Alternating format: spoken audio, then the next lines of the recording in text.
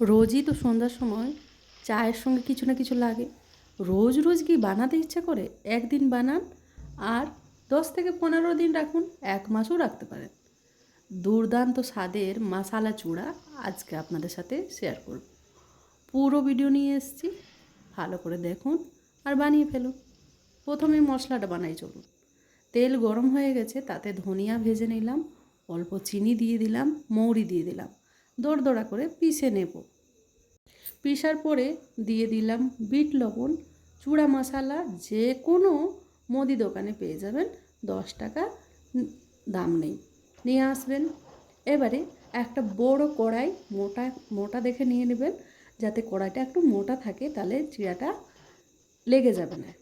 এবারে বলি, চূড়াটা না, অনেকেই চূড়া বলে, অনেকেই চিড়া বলে, আমি রোদে শুকনো করে নিয়েছি আর চাল নিয়ে চেলে নিয়েছি।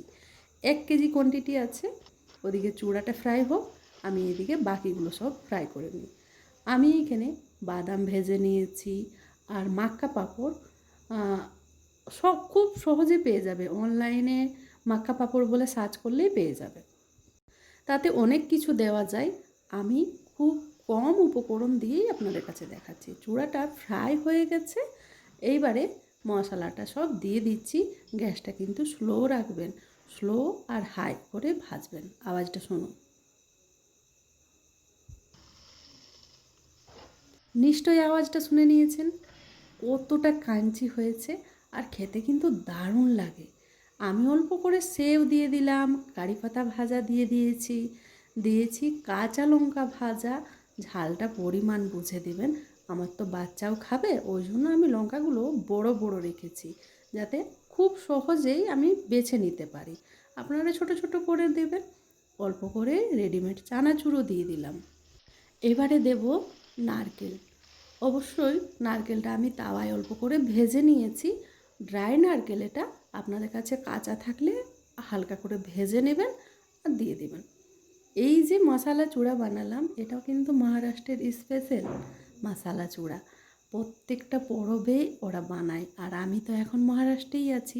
আরেকটা জিনিস দিয়েছি, ওই যে ছোট ছোট পোহাগুলো থাকে না, যেগুলো আমরা রেগুলার ইউজ করি, সেটা ডিপ ফ্রাই করে আমি ওটা এই চূড়ার মধ্যেই মেশাবো, তাহলে আরও সোনাই সুহাগা হয়ে যাবে। মানে হচ্ছে টেস্টটা দ্বিগুণ হয়ে যাবে।